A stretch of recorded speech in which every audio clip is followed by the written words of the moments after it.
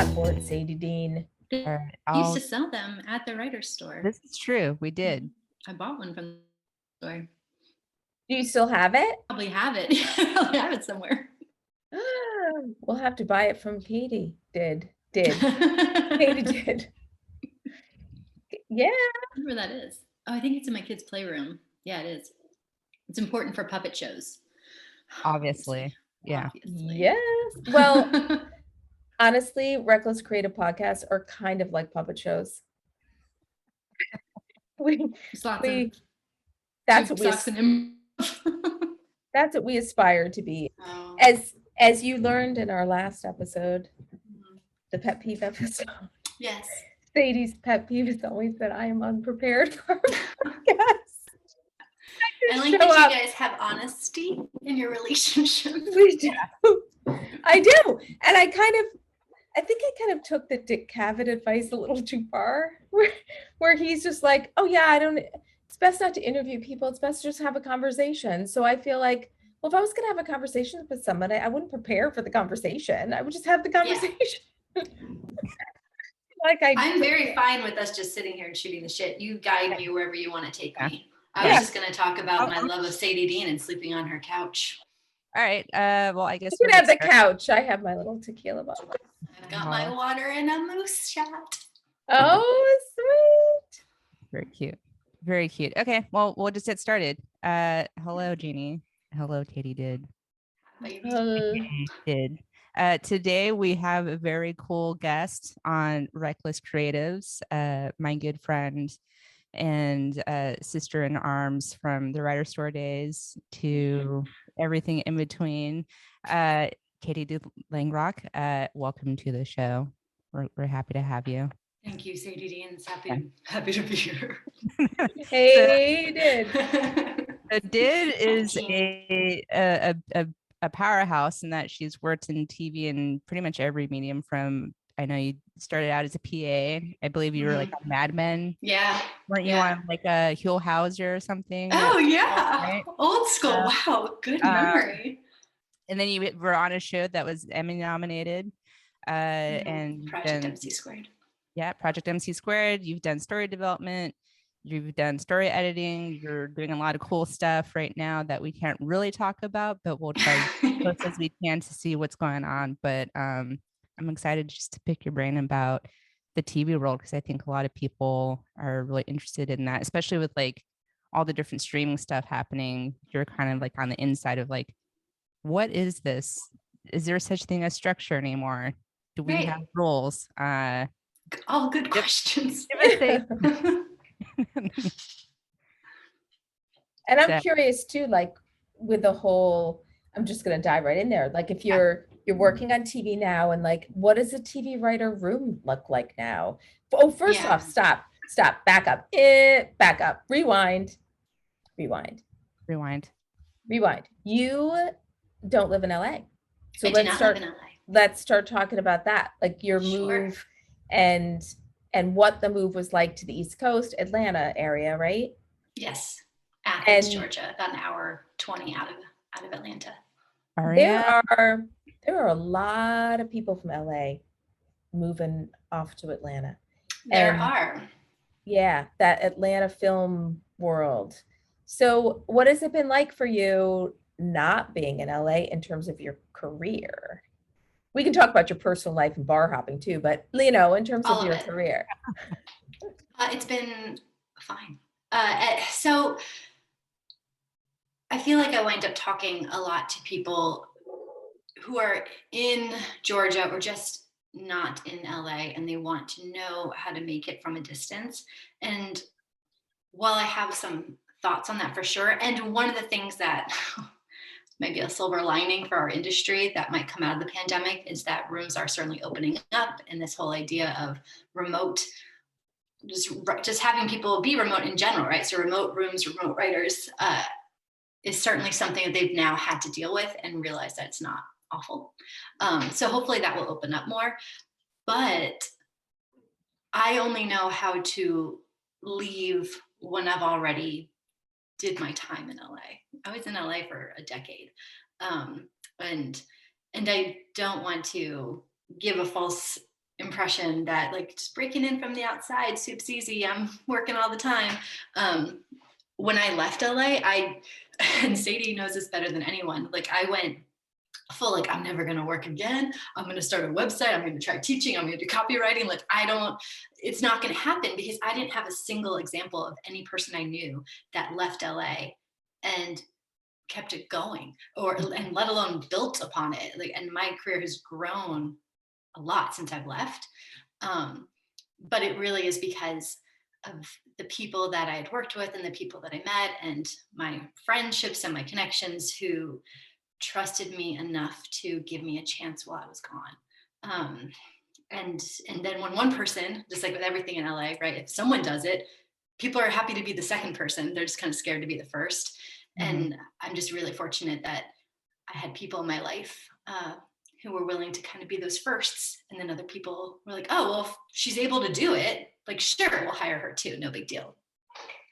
So, yeah, which is really, which is, I think it's like, you did, how many years ago did you move? Did I move away from LA? Yeah. 5 now. Right. Yeah, just hit 5. So like, you didn't even need a pandemic to say, I'm out of here. Like, you're like, I'm just out of here. But all these other people went, I know a lot of people who moved to LA after the pandemic. I know some who moved before the pandemic, like, and maybe like right after you. I seem to meet a lot of people. Didn't I introduce you to Rebecca Norris? Yes. Yes, you did. She was lovely. Yes. Yeah. And like, it seems like just the hop in place. I keep meeting more people. We have some people on our staff at Pipeline who are in Atlanta.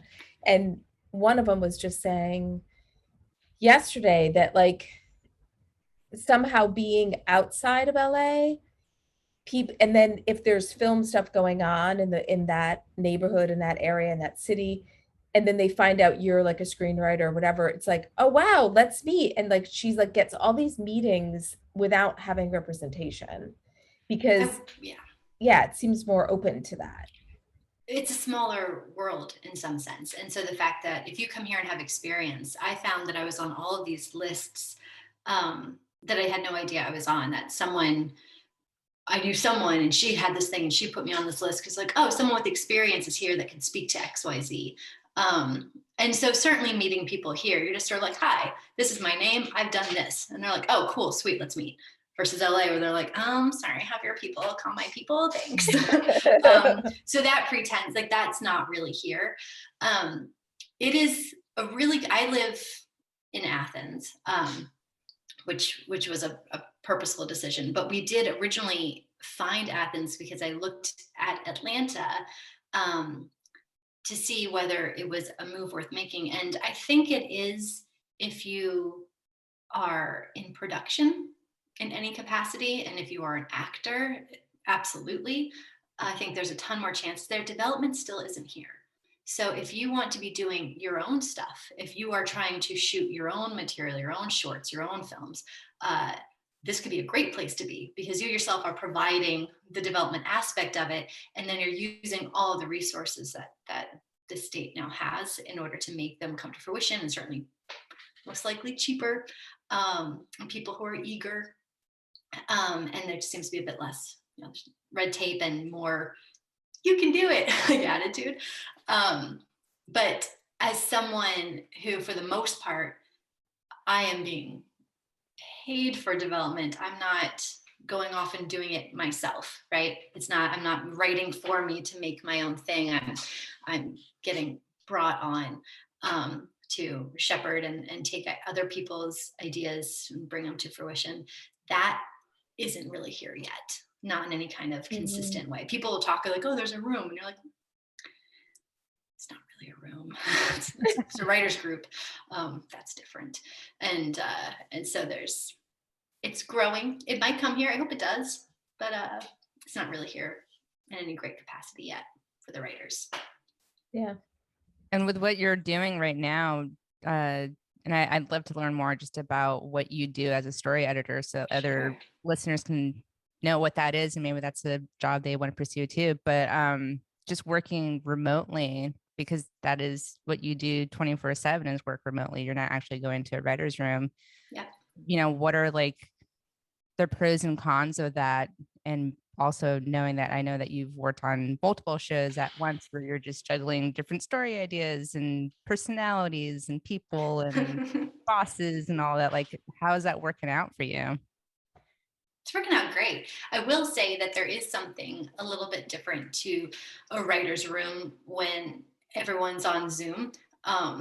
Frankly, I find it better now that everyone's on Zoom versus when I would be the only person on Zoom, because you're just like a little mouse. You're like, I've got an idea. Hello. But they got the energy, right? And they're shooting their ideas at each other and they're all excited. And you're just this little voice coming out of the computer. And you're like, I've got a thought. That's harder to really stand out unless you are in the kind of more in charge position. But if you're just one of the many writers, that's tricky. I've been a story editor a number of times, and we're a head writer. And there's been times where I've been flown out to LA and we'll do the room for a set period of time. We'll do a room for a week. We'll do a room just they call it a story seminar or something like that to really get the ball rolling on shows. Or to generate a ton of episode ideas, or to even say, like, here's a title, find us a show. I'm like, okay. So there's been some travel involved, but for the most part, it's been remote, and it's never been for more than a week at a time. And now that everyone is on Zoom, while it does lack, when you're talking about a writer's room, it does lack some of the energy. But it's in some ways it can be a tad bit more efficient, because you just kind of, the talking over each other isn't as easy. You just kind of have to stop and listen and ponder and then go to the next. So it's different. It is different, but it's certainly doable. And it seems like a lot of, even just because production companies don't want to keep paying for their real estate, right? They don't want to keep renting out these spaces. They're like, actually, everyone's fine. You guys can keep just meeting on Zoom, and you don't need to come to our building, and we can get rid of that room or rent it out.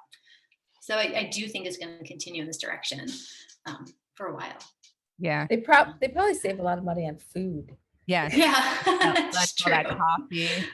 All right. The second you show up, everyone's like, get the lunch menu going around the circle before anyone even has their first idea. Thanks. Yeah. Yeah.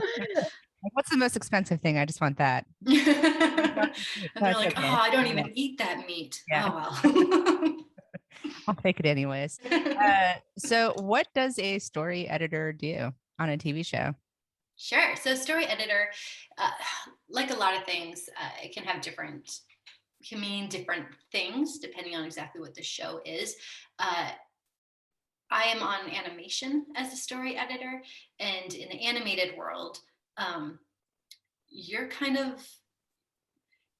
it when it comes to story. So, and that's not to say you don't have producers and notes, because you do a lot, but it is my job, and it depends if you come in the development phase or if you're coming in after it's developed and just sort of moving forward. The show that I'm on, I'm taking someone's place. It's already in motion. The show that I'm currently story editor on, but the pool of writers are mine. It is my job to get our premises up through and approved. It is my job to be the person who speaks to all of the writers. I'm the go-to. They don't talk to the producers, they talk to me. Every single draft of everything comes in, whether it's the premise of, I've been basically writing all of those. But outline, first draft, second draft, polish, everything goes through me first. I tinker with it. Sometimes it's lovely and you're like, oh, just a little extra comma here. And sometimes it's like, that was great, in the trash, and I'll start from a fresh final draft page. It just depends. But really, it's one of those, the buck stops here kind of positions where it's my job to get the scripts where they need to be. So whatever that requires in the rewrite space, that is what I have to do. And so you have to be really thoughtful with who you bring in as writers. People,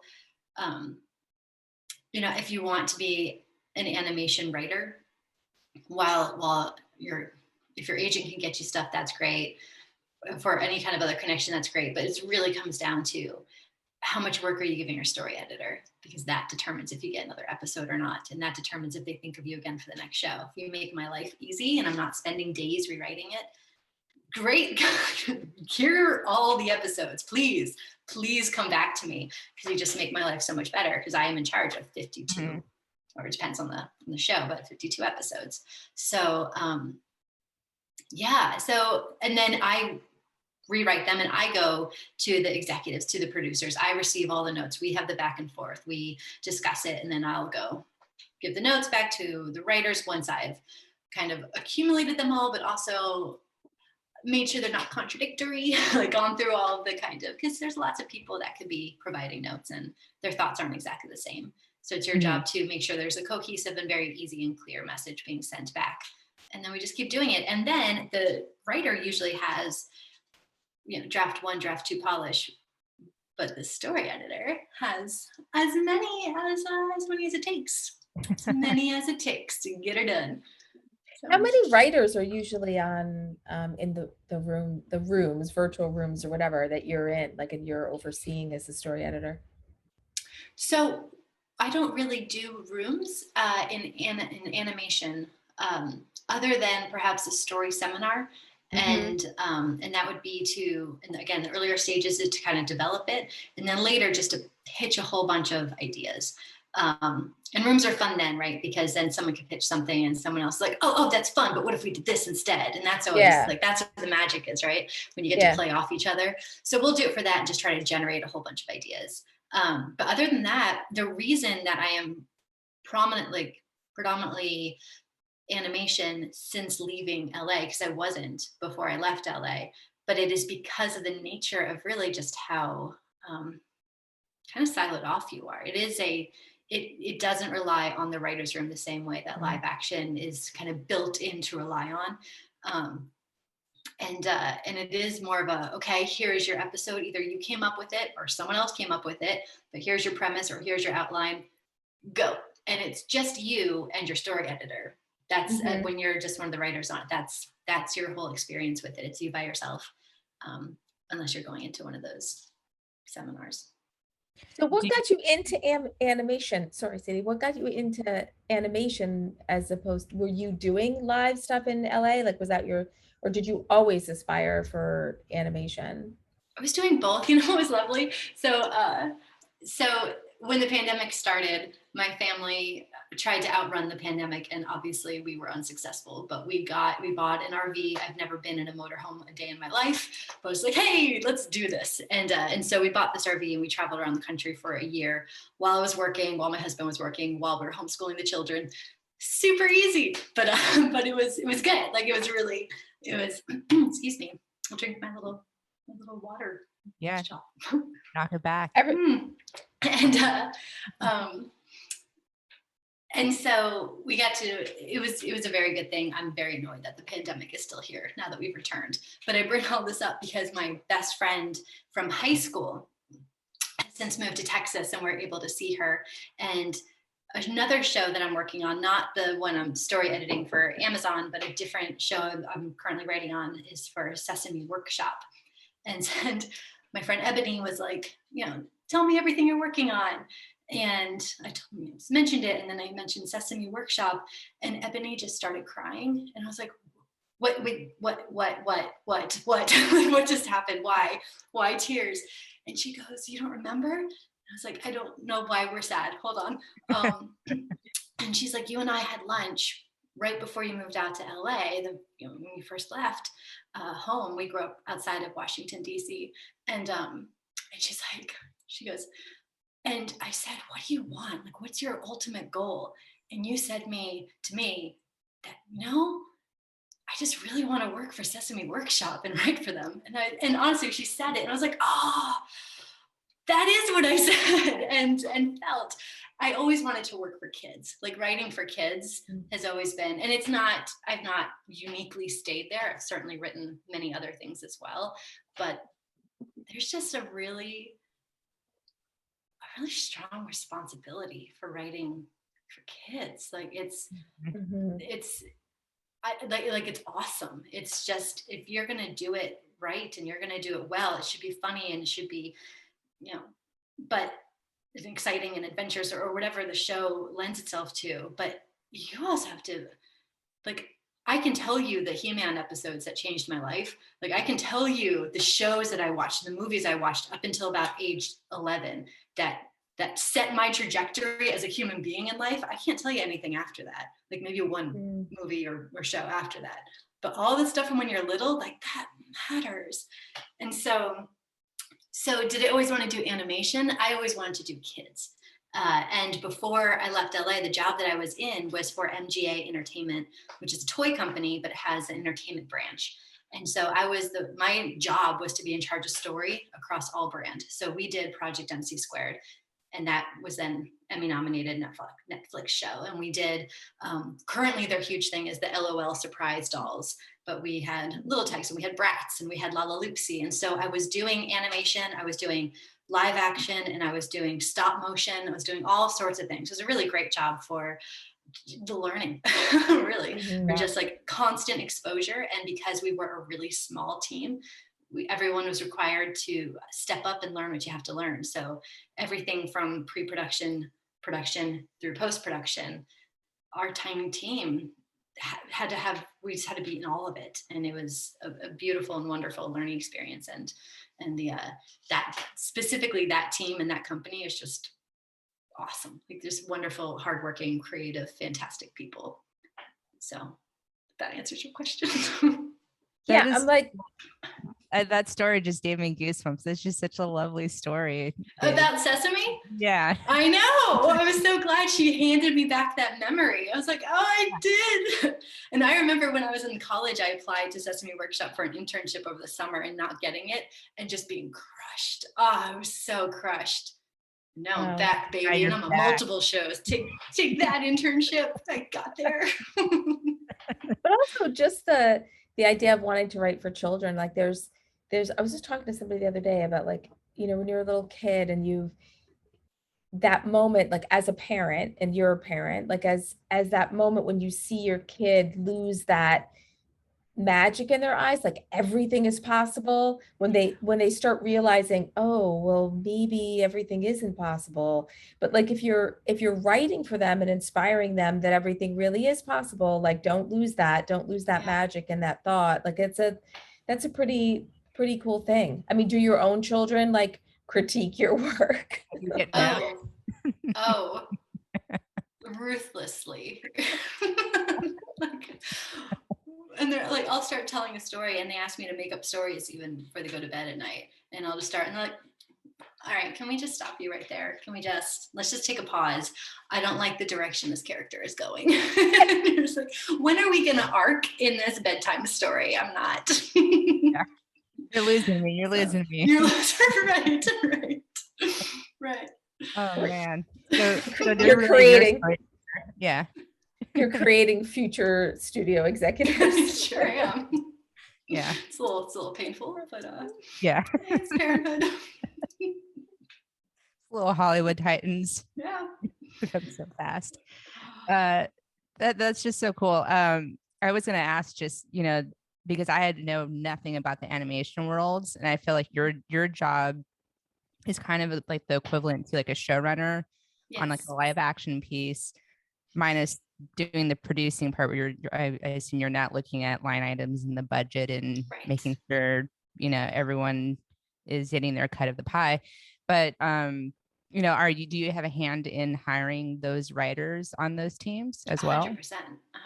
And the show that I'm on, because I came on while it was already in motion, I kind of adopted almost the entire writing staff that we had on this. And I really relied on them too, because I was the new person and they'd already been writing for it. So it was this really kind of a reverse situation that I'm used to as a story editor, where you're kind of the one setting forth everything and having your writers follow you. This was a little, I'm like, teach me how to be your boss. Help me help you. But usually I get to pick all of my writers. And that is, I mean, that's the best part, right? Mm-hmm. I was just getting to, the first time I was allowed to hire someone, I hired Sadie, and I have a friend named Brian, and I got to hire Brian, who's an amazing writer and just hadn't quite gotten in yet.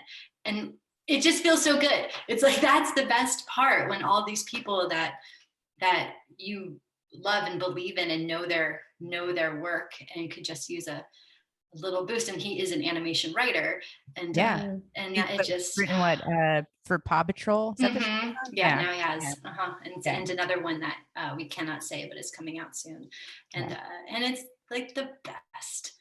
But that's why they say the story editors who you really need to impress at the end of the day, because your agent can send out a million things, but if you have a few story editors who believe in you, they'll keep you working. And that's what happened.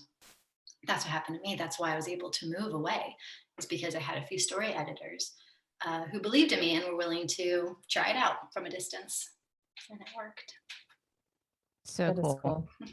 So cool. Yeah, I know nothing about writing for animation, like nothing. I mean, I took my kids to see every animated movie there ever was, and it seems super cool. And I know, like, during the pandemic, people were saying, oh, that's the thing to write for, because they don't need people on set and blah, blah, blah. Did you find work exploding during the pandemic? Yeah, a lot of people were extremely busy. I stayed not very busy in the beginning because I was like, oh, I'm a homeschool mom now. Hold on. What is this? And then it got very busy again once I had a handle on my life and kind of reemerged from under my hole in the ground that I tried to crawl into. But yes, people were extremely busy. And it goes back to what I was saying before with, it's not really a writer's room type of situation. And everyone just kind of has their computer for their creating the animation and their editing and all the different parts. It's a pretty siloed medium. And so it lent itself very beautifully to a global pandemic. Yeah, and it's interesting writing the scripts too, because I was taught very early on when I was writing scripts, when the earlier notes I used to get, people going, you can't put this in your script. You're directing your script. Like, you need to not to back off with how you're writing it. Cause I would get a bit too, I would push the direction of things too much in kind of the action lines in my scripts. They're like, no. Like, that you're stepping on the creative space of the director in this movie scripter writing or in this TV scripter writing. And in animation, while I watch the animatics and of course the final product that our directors make, and they're beautiful and they have so much creativity they bring to the table.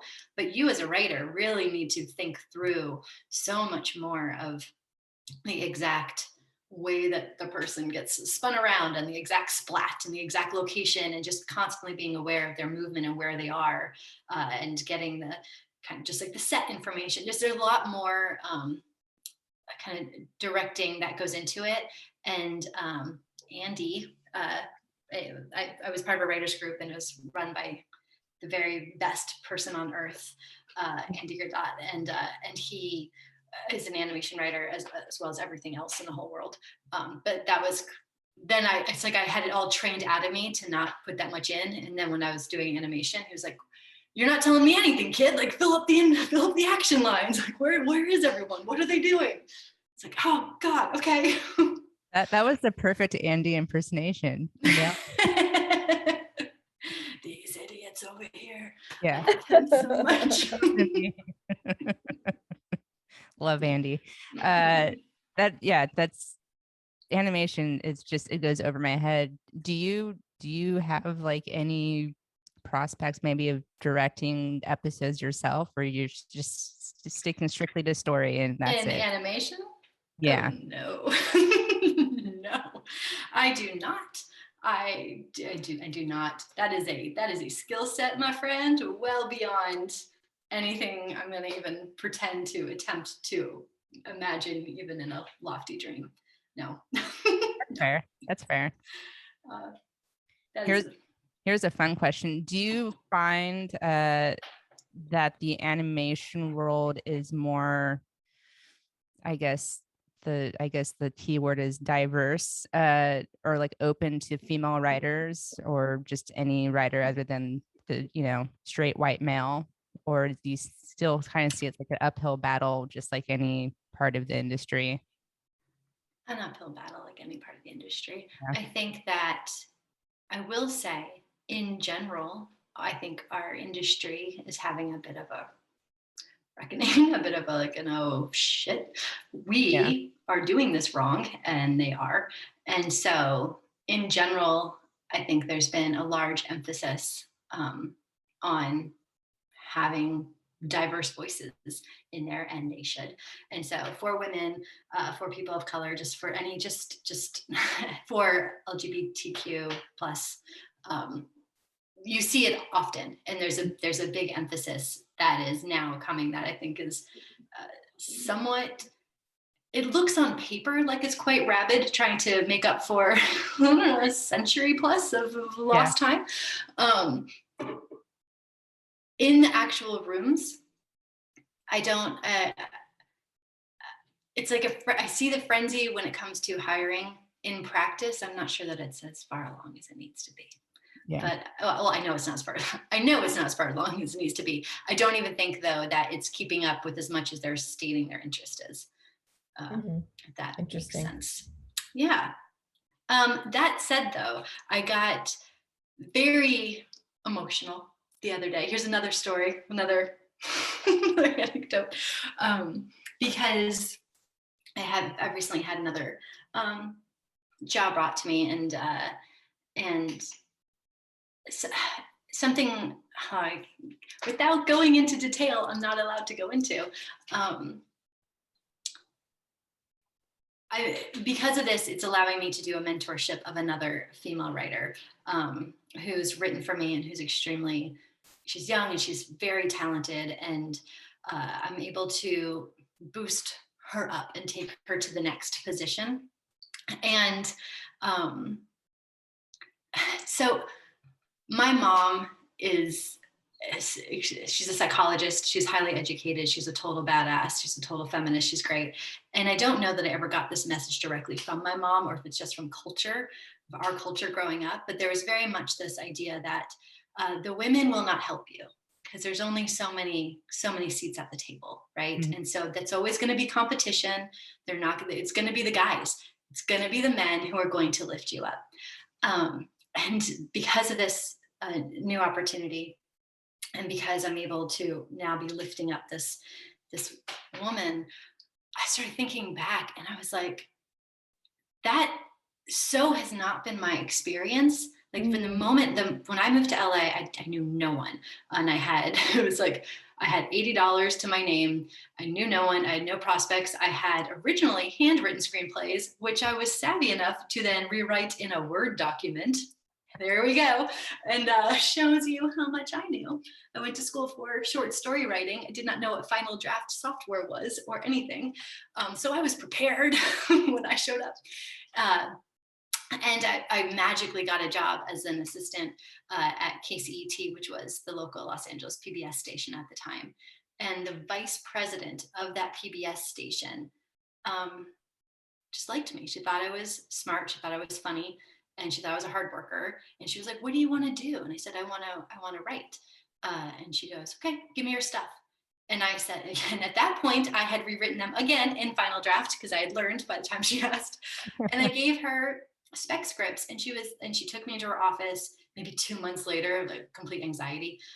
And she goes, I can't tell you how impressed I am, direct quote, because I've never forgotten it. Mm-hmm. And she set me up with my first agent. And then when I left PBS, this woman, so I was Mare Mazer at KCET. And then I left with a woman named Karen Shapiro, who is my producer. And she, same thing. She was like, you're smart, you're capable. I like having you around. You're funny. I'm going to take you over to this movie and then multiple shows after it. We're going to get you learning stuff. And so my trajectory, while not fast, because I think you're extremely lucky if you have a fast one in our world, but it was a constant kind of, here's more to learn, here's more to learn, here's how you do you're now an associate producer, you're now this, like here's how you do call sheets, like here's just all different, here I was given scripts to write at PBS. So it's all just constantly this trust that women kept giving me of saying, I see you and I'm going to trust that you can do more. And that went on to when I was at MGA Entertainment. My boss there was a woman named Sadaf Muncie. And it was the same thing. She's like, I see you. I see what you're capable of. Now I'm going to give you more. And I'm going to trust that you're going to meet it and you're going to learn and you're going to kick ass. And when I left here, this woman named Ann Austin, who's just the best story editor, showrunner goddess in the whole world, she was the first person to give me trust, to trust me to be able to do it from a distance when I left. And I tell her all the time, you're the reason I have a career. because people needed to see it could be done, and you're the first person to trust that it could. And so it got me very emotional, being like, God, these women. And it's not to say there's never an awesome man. We just mentioned Andy before, but really the difference between how I was kind of raised of what to expect, and what actually happened with just these strong, empowered, badass women, all of them moms, which is even rarer in our industry. It made everything. It made my entire career, and that to now be able to be in a position where I get to start being that woman who lifts up the next. It's really lovely. It feels really great. That is amazing. That is so cool. Yeah, because I always feel like women are always pitted against each other, just Right. because there's, like you said, there's not enough seats at the table for all of us. So I mean, you and I fight, like obviously. Obviously. We deck it All out, the we punch it out. Yeah. I sleep Yeah. on your couch when I visit LA for the sole purpose of seeing how I can like take you out when you're sleeping in the middle of the night. Right. Yeah. And I do the same Right. thing. So Thank you. I like that we see eye to eye, which is why you're direct Respect. competition for me. Yeah. Yeah, I respect that we're in competition with each other. I respect that. Yeah, but I just think that's really cool that you have the opportunity to mentor someone, because you're awesome, and that person is very lucky to be under your wing and, you know, grow from there. That's so cool. That's good. Like when you mentioned that you like moved out to LA with $80 and like I can't even Typical like story. it is. It's like you hear that kind of stuff all the time, and I'm like a super, super practical person. So like I can't imagine. Like, of course, like I'm sitting here thinking the whole time you're telling the story, like, where did she sleep? Like, where did she like I'm like, how did this poor girl eat? Like, just like, do you want to know? So, okay. Two things. One, it's a bit of a lie. One of my good friends from college had moved we out. like to lie on Yeah, Reckless sorry. Stories. I just not that I knew no one. I just didn't have connections. But like one of my best friends from college, he had moved out 2 months before to be an actor, and he was sharing an apartment with I think 3 guys, and I slept on his floor for a bit. And I honestly got that PBS job on I think my 3rd day in LA. Like, and it was one of those stupid things where I think I just was the top resume on the list, because when I went in for my interview, I didn't know what it was. It was a KCET. And then I drove in, and it was in this old gorgeous studio, which I think now the Mormon Church has bought. But it was one of the oldest working studios at the time. And I was like, oh my gosh, this might be like a TV place. Like, what is this? I knew nothing. So embarrassing. And they gave me the job anyway. And so then I got my first apartment, and the day I was moving into my apartment, they were having, sounds awful, they were having an estate sale of a woman in the apartment complex who had just died. And I show up and I'm like, I'm here and I'm new and I have nothing and I've got $50. What can I get? And the women running it, they're like, oh, sweetheart, just take it all. and so they gave me almost everything. I was sleeping on, she had an exercise mat, so that was my bed. and she had like this weird platform that they put against the wall to be a couch. As a wooden platform, but and I got a dinner dining table. Anyway, at the end, they came over and they're like, you've taken so much of our friend's stuff. We really want you to have this last thing. It hung above her personal business. And I was like, okay. And it was a metal sign, and it said, Fran Robbins, psychic, tarot card, speaks to the dead. And I was like, oh no. And so that first night, I just remember lying on my exercise mat, Fran's exercise mat, staring at that sign, totally freaked out. And I'm just like, Fran, if you're here, thank you. Please don't speak to me. I don't know if it goes reverse with speak to the dead, and also when you're dead can speak to the non-dead, but like let's thank you. Appreciate it. And she didn't haunt me as far as I know. So as far as you know. As far as I know. Yeah. You know? Yeah. She was a professional, so I'd like to think she was capable of haunting me without my knowing. She had the sign and all, and it made its way to you. So It did. I don't know. You never know. Mm-hmm. Never know. I believe in Fran. I do too. Did you keep Did you keep that sign? I kept that sign for years and years and years. And when I left that apartment, I even moved with it because I felt bad and like Yeah, take Fran with you. I gotta take Fran with me. And then when I left LA, I had a friend offer to care for Fran Sign and then take it on. And so it is. Do you know where Fran Sign still is? I assume it's still with my friend. I don't know where in their life. All your friends.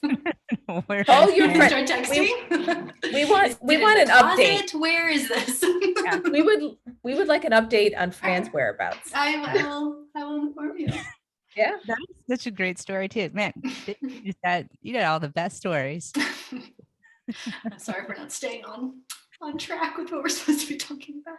No, these are the best. These are we don't like to stay on track. Like, we do not like to be predictable. We like to we're reckless. You're reckless. We're reckless. Yeah. Just wrecking it up. Wrecking it up. Well, I know you can't talk about what you're working on now or for who, but I just love you, and I'm so happy for you. So I'm really excited because I learned a lot today. I knew nothing about it. Yes, because I knew nothing about animation, and it's really interesting. But I do also want to I know you also have done coaching or classes or teaching and speaking at conferences and all that kind of stuff. Have you been able, I know the pandemic I hate even saying the word pandemic, this thing that shall not be named. Sure. Why don't we just call it that? Yeah. Like, I'm sure it has changed that aspect, because you are very much a pay it forward person. And in teaching and coaching, you get to satisfy that and helping people, are you thinking that maybe you'll be able to go back to doing that at some point, or are you just too stinking busy? I would like to, and I find so I have Right in the Wild is my company, and that I'll do. And there's classes that are recorded classes that people can have access to. There's actually a lot of free material. Sadie Dean helped me with some of that because she's the best. But as far as I had to stop my kind of more one-on-one coaching stuff, and I hope to go back to it in the future. But honestly, it had a little bit less to do with the pandemic and more to do with I've just been really busy with working. And so it's a nice problem to have. But I always, I live in a university town. There's multiple universities here, and they're doing really great stuff. So I constantly will show up to classes or do online anything. So just kind of give you gotta pay it forward and you learn something, because I knew nothing. I always say, like, my time at KCET, that was like a little bird that had fallen into the city, and then that PBS station was like a nest that caught me, and they're like, oh, sweetheart, okay, let's explain what the world here is to you. First of all, there's something called final draft, and you should learn it. It's like, so having known absolutely nothing and had people kindly take my hand and teach me, I like to share when I can. Yeah, I love those stories about, when people had somebody give them a leg up, and then they reach back and pull the next person up behind them. And I'm excited. Takes a while until you can do that, right? Like, that's why it's kind of fun to be at this point in my career. I'm like, I can legit give someone like a big step. Like, that's awesome to be there. But people always ask me the best advice for moving out to LA. And I know it sounds really obnoxious, but the advice I always give is, I say, make friends. And that's so different than make connections, because I personally could never waste my time on connections. The people that you're making connections with, they have real friends too. So I have this beautiful woman named Sadie Dean in my life, and I have me too. Isn't she lovely? I highly recommend as a friend. But also just a really great group of friends who we all believe in each other, and we've all helped each other, and we've all lifted each other in our craft, but also in actual work. Because as I was even working my way up as a PA, my friends, when they got up to no longer PA, but production coordinator and got to have a say on the PAs, would bring me into that job as well. And then when I got lifted up, and they were now beneath me, I could lift them up. And we just kind of had this constant stair climb that we did until we both got high enough that we're all either pursuing different things. But they were still able to bring me to my department. I could help them into their department, or doing the same thing. And I can, get to the place where they can hire me or I can hire them. And that only happens with a real genuine group of friends, of people who honestly are rooting for you, who honestly want the best for you, and aren't jealous and aren't catty when you have a success, and that you are not that way back with them, that you are just as thrilled and excited. And there's no reason not to have people that you're absolutely rooting for, if not for the selfish reason that their success is your success.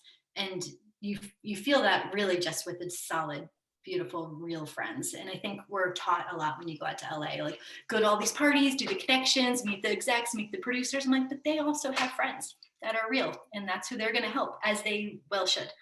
And so make yourself some real people. That is excellent advice.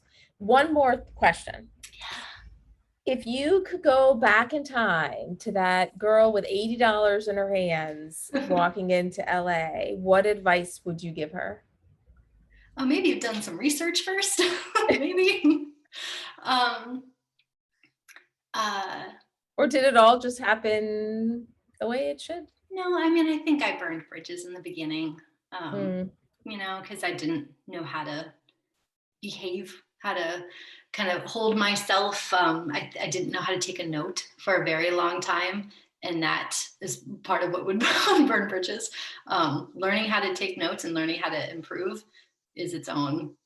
All I do now as a story editor is I just take notes all day long from 8,000 people, and they all have different notes. And I have to find the note beneath all those notes to find the common theme, the common thread note, and then actually apply that. So that just kind of not being scared to fail, and not having my ego involved, and not being so hurt when things didn't work out. Just all those things that I don't know if you can know it ahead of time. They just feel like they're things you have to learn by going through. But yeah. And, I walked away from a job at one point that was a big step in my career. And I walked away because I was being, for a cut session we could talk about, but very mistreated.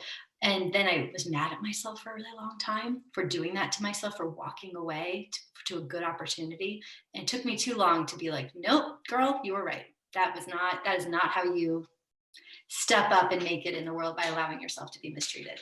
So I think there's like this common thing that we've talked about before. There's a lot of artists have this disease to please. And I think sometimes we forget that, we also have to honor ourselves and our own desires and our own wishes. And I think people in this industry can be abused easily. Yeah. And there's always this dangling carrot, like, okay, we're only going to pay you crap, like barely a living wage, but you should be grateful for this opportunity.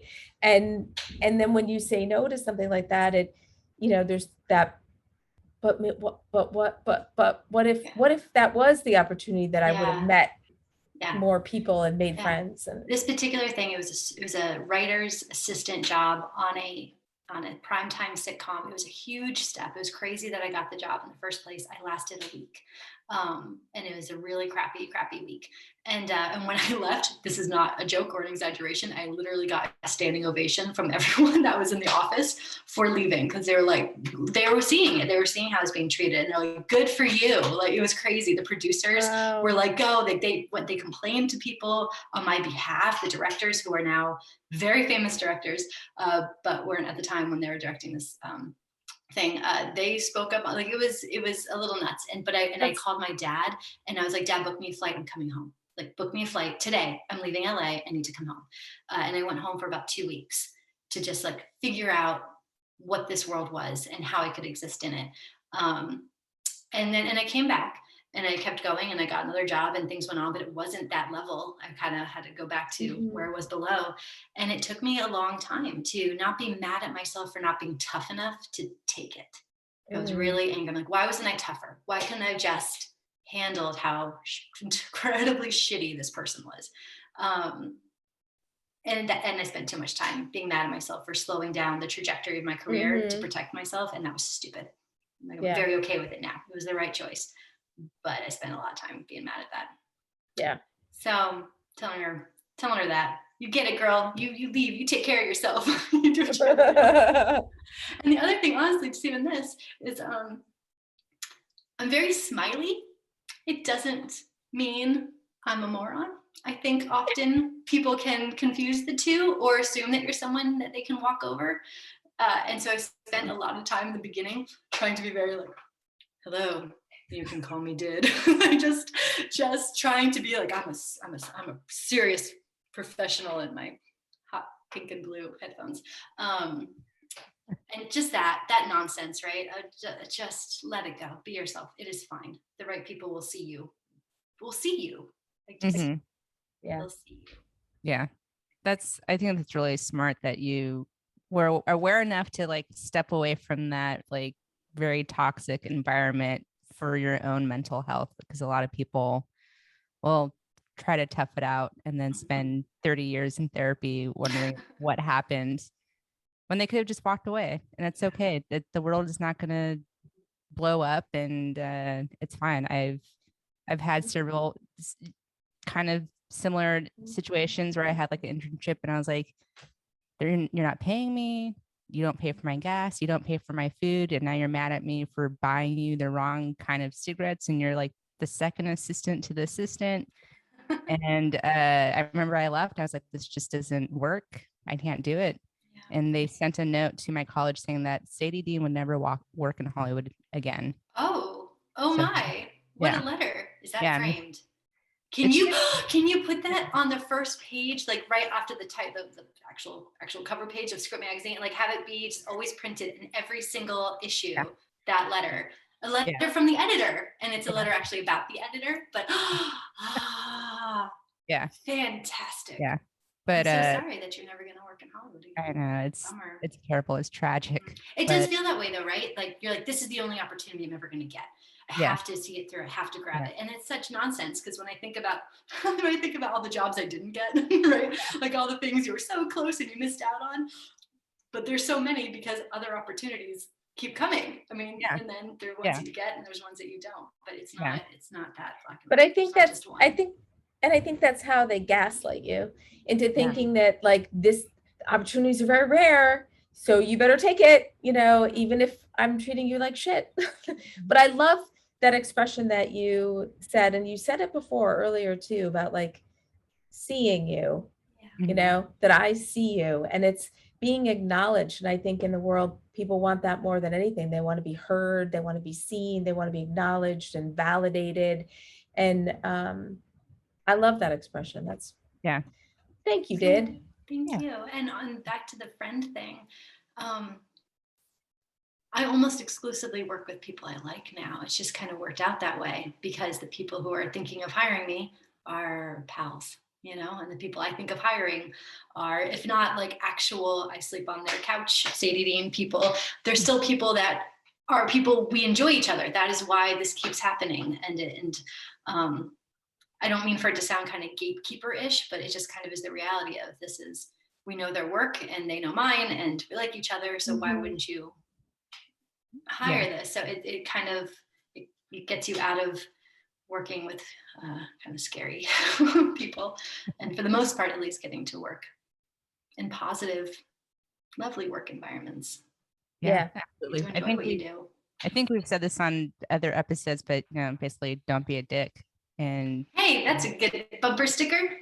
You'll find your group and you'll work and you'll do things that you're passionate about and put out good stuff. So everyone be nice. Be a good person. Don't be a dick. Don't be a dick. Solid advice. Most important. Yeah. And then before we go, I want to plug your book that you wrote a million years ago. That is awesome. I have a signed copy. It's the best. It's the best book ever. It's called Stop Farting in the Pyramids. It's good advice. Yeah. Solid advice. Yeah. So don't do that either. Don't be a dick and stop farting in the pyramids. Yes. Go check out We Dan's will book and watch her shows. And we will link to that in the show notes. yeah.